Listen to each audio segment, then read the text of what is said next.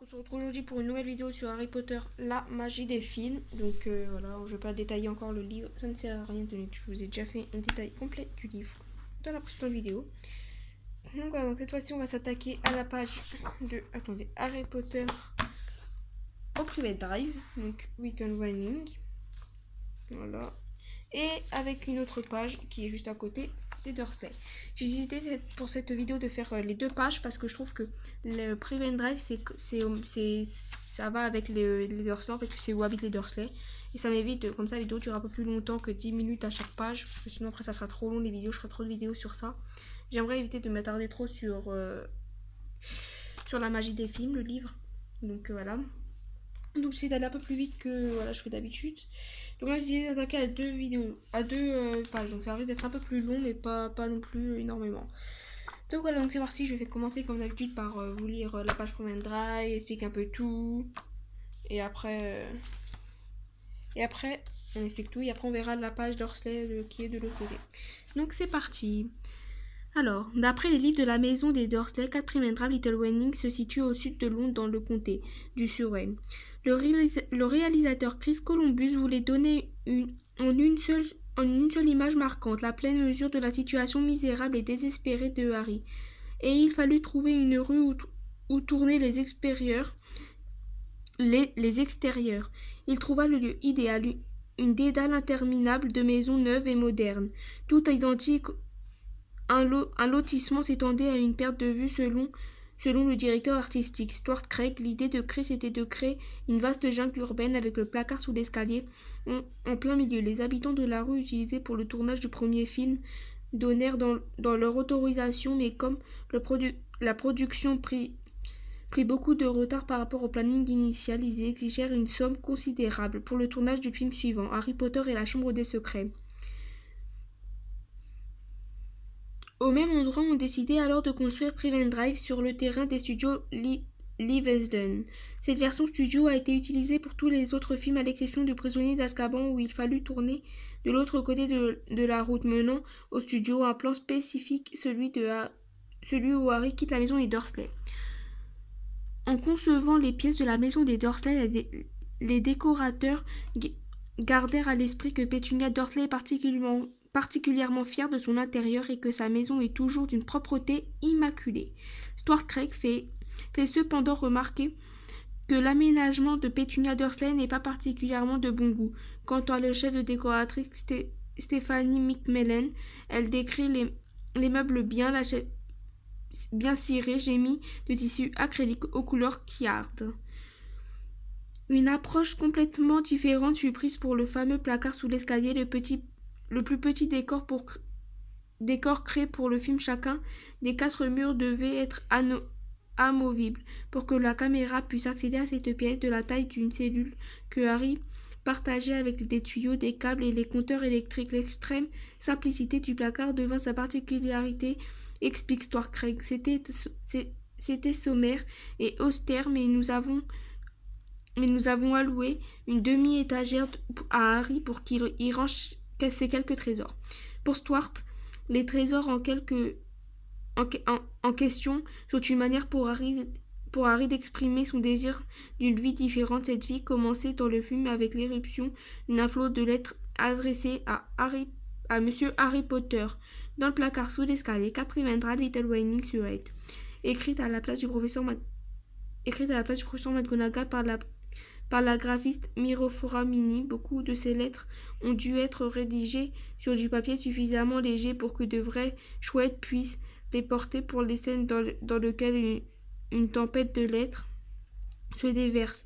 Dans le salon des 4 Prevent Drive, il a fallu imprimer 10 000 enveloppes sur du papier très fin pour qu'elles volent dans toutes les pièces. Donc voilà.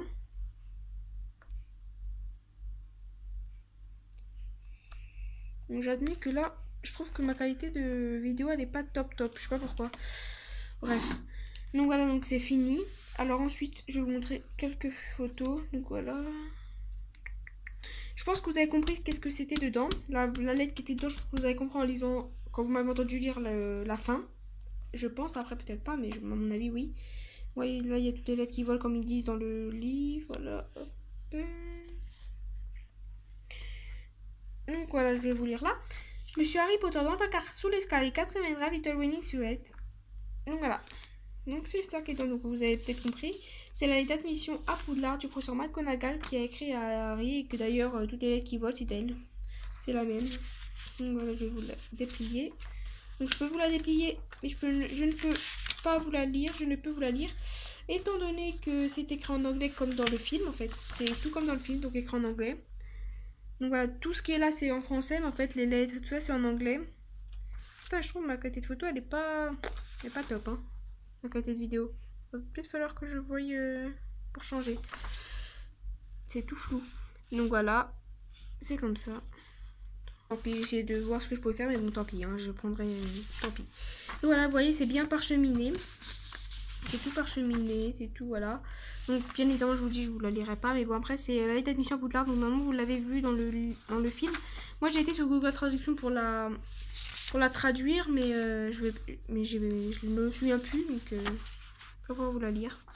Voilà, avec signé professeur McGonagall. Je vous mets de loin parce que comme ça on voit peut-être mieux. Professeur McGonagall. Je sais pas pourquoi c'est tout flou. Donc je vais l'arranger. Donc c'est un des petits cadeaux qu'il y a. C'est le premier d'ailleurs. C'est un peu la base en fait. Mais j'aime bien comment c'est écrit ici. En fait là c'est ma caméra elle est floue du coup on voit pas bien. Mais j'aime bien comment c'est écrit. Voilà. Que les Dursley. Pétunia et Vernon Dudley. Dursley, pardon. Dudley c'est le fils. Donc voilà, ensuite on va passer à la page d'à côté. Donc celle-là risque d'être un peu plus longue à lire parce que vous voyez c'est sur 2 pages. Donc voilà, je vous expliquerai à peu près ça après, c'est la surprise. Donc les Dursley, donc voilà pareil on va commencer à lire et on montrera les images après. Donc c'est parti. Les Dursley, donc je lis ça. Les Dursley incarnent la normalité, dit Fiona Shaw, qui joue Pétunia Dursley, la tante de Harry dans le contexte d'un film magique. Il représente l'autre. Pour Fiona, le rôle de Pétunia a été une expérience étonnante. Je joue souvent des personnages historiques ou plans grandissants au théâtre, mais je me suis beaucoup attachée à Pétunia car j'ai trouvé très amusant de jouer une femme au foyer stressée par le quotidien. Pour Richard Griffon, qui joue le mari de Pétunia, l'indélicat Vernon Dursley, hostile à la magie, le rôle était un autre défi. J'en ai eu du mal à incarner ce personnage dont l'état d'esprit et humeur devaient être à peu près les mêmes d'un film à l'autre, mais qui devait aussi évoluer tant bien que mal et surprendre. À un moment, Richard s'est mis à imaginer des scènes qui permettraient à son personnage de se rapprocher du monde de la magie. Je suis allée voir Joanne Rowling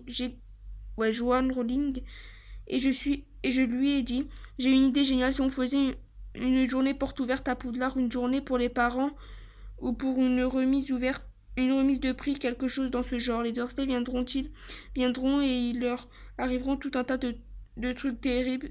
Ça ne serait pas drôle. Joe a rejeté l'idée de la façon forte, diplomatique, et Richard a ajouté fin de ma brillante idée. Donc voilà, ça c'est la première page. Je crois qu'en fait elle va pas être si longue que ça. Donc ça c'est rien, ça c'est ce qui explique... Putain mais c'est vraiment flou en fait. Hein. Ce qui explique en haut les membres de la famille machin, ci-dessus, voilà, c'est ce qui explique les photos qu'il y a en fait. Donc voilà. Ensuite, on en est là. Donc je vais commencer par la lire. L'un des souvenirs les plus marquants de Richard concerne une scène de Harry Potter et le prisonnier d'Azkaban dans lequel Vernon tente d'empêcher sa sœur Marge, qui a gonflé au point de devenir une sorte d'énorme ballon, de décoller. J'étais attachée à tante Marge et on a été soulevé de 10-12 mètres du sol avec Molaire, le chien qui avait planté ses crocs dans ma cheville. Et je confirme qu'il a de sacrés crocs. Plus on s'élevait dans les airs, plus je pensais que j'allais mourir. J'ai vraiment mérité mon salaire ce jour-là. Le fils pourri gâté de Vernon et de Pétunia Dudley, joué par Harry Melling, fait leur fierté et leur joie. Les décorateurs du plateau ont donc fait en sorte que cela se voie. Grâce aux quelques accessoires bien choisis, ils ont mis sous serre beaucoup de photos de lui et de ses diplômes reçus à l'école pour des choses comme avoir nagé 5 mètres ou toujours terminer son repas. Jouer Dudley était très marrant, dit Harry en riant. Il y a toujours la petite brute de l'école qui traînait avec ses copains et fait rogner le terreur dans la cour de récré explicatif. C'était ce que m'évoquait le rôle. Harry fait aussi remarquer avec sagesse que toute brute manque de confiance en elle. D'une certaine façon, quand on lui demande pourquoi ce serait le cas de Dudley, il répond immédiatement regardez ses parents. Quant à ce qui arrive à Marge ensuite, Pam répond je pense qu'elle devient un satellite ou peut-être une autre lune, et les gens finiront par dire tiens la Claire de Marge est jolie ce soir. Ouais, ça c'est une espèce de blague.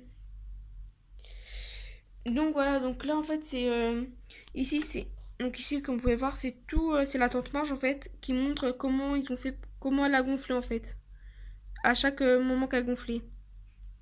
Voilà. Et ici c'est en fait c'est le déguisement qu'elle a dû mettre en fait quand il montrait qu'elle gonflait. Donc voilà, c'est vraiment super gros. Et puis là c'est quand elle gonflait et puis avec plein de photos là et tout partout. Voilà.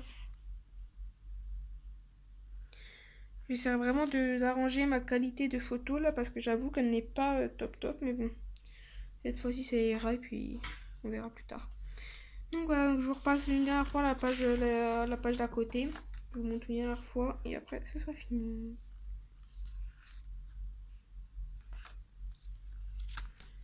Donc